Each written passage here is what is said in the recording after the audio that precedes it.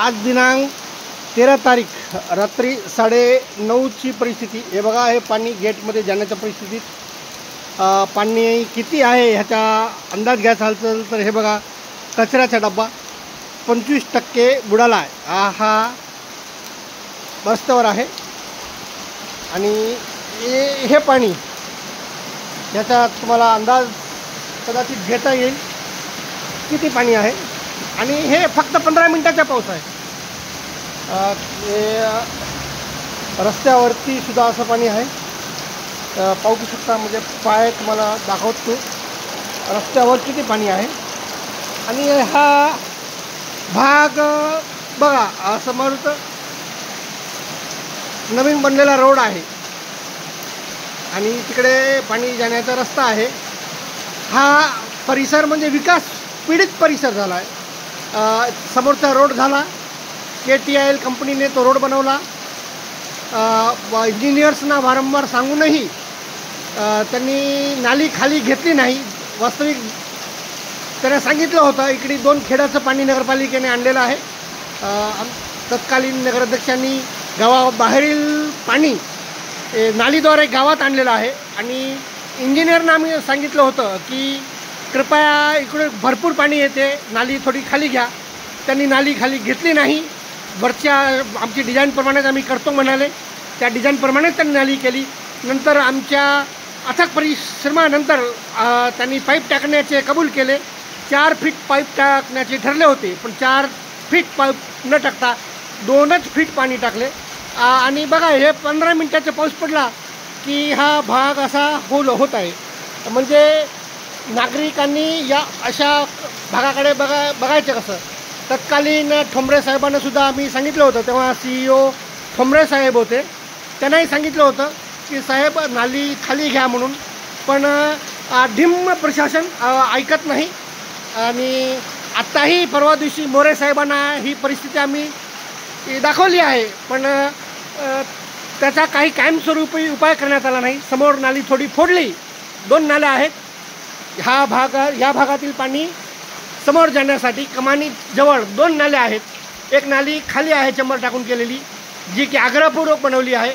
नंतर एक जे वरची नाली आहे तिला अर्ध्यात जर छिद्र पाडलं 1-2 फुटाचं तर भरपूर पाणी जाऊ शकते.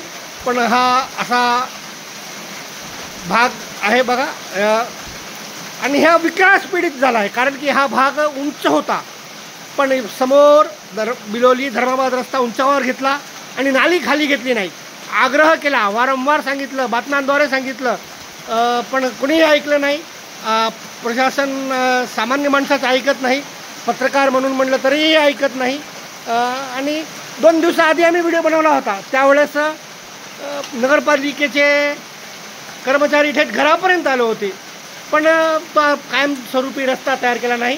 त्यामुळे आज पुन्हा ही परिस्थिती उद्भवली आहे. आणि रस्त्यापेक्षा म्हणजे 15 मिनिटाच्या पाण्यातच हा 1 फूटभर पाणी रस्त्यावर भरत आहे. हा रस्ता पूर्णपणे बंद झालेला आहे. बघा, पलीकडचा रस्ता तुम्हाला बघता येईल, तिथं तर सध्या जाता येत नाही, पूर्ण भरलेला आहे. आणि हा इकडचा एवढा आहे, तर पलीकडचा तर तुम्हाला दाखवतो, तो बघता येईल. कोण नालीत जाईल, कोण वरती राहील, काहीच कळत नाही. नगर परिषदेचे CEO मोरे साहेब यांना मागच्या वेळेस बातमी टॅग केली होती, पण अजूनपर्यंत ते फक्त फोटो मागवत आहेत. प्रत्यक्ष त्याने येऊन पाहणी केली नाही. अधिकारी क्लासवर आहेत, त्यामुळे जास्त काही सांगता येत नाही. तरी नगर प्रशासनाने हा विषय गांभीर्याने घ्यावा. विकास पीडित हा परिसर आहे. गावाबाहेरून पाणी गावात येते, त्यामुळे एवढं पाणी होतं आहे.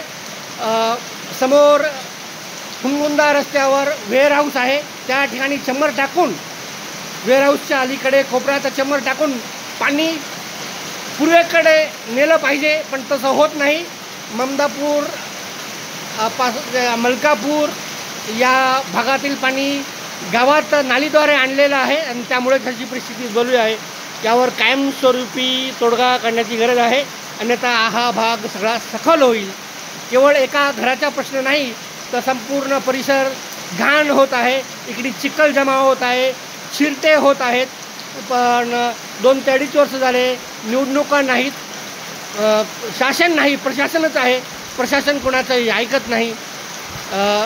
तरी नगर प्रशासनाने याकडे लक्ष द्यावे, कायमस्वरूपी तोडगा काढावा. आणि तोडगा सहज शक्य आहे. 100-200 रुपये खर्च केले तरी नालीला थोडी खोडून काढली 1 फूटभर तरी तिथून पाणी जाऊ शकते. पण यावर कोणाचंही लक्ष नाही. पाहत राहा आमचा चॅनल रिपब्लिक हिंदुस्तान. जय हिंद, जय महाराष्ट्र, जय जय श्रीराम.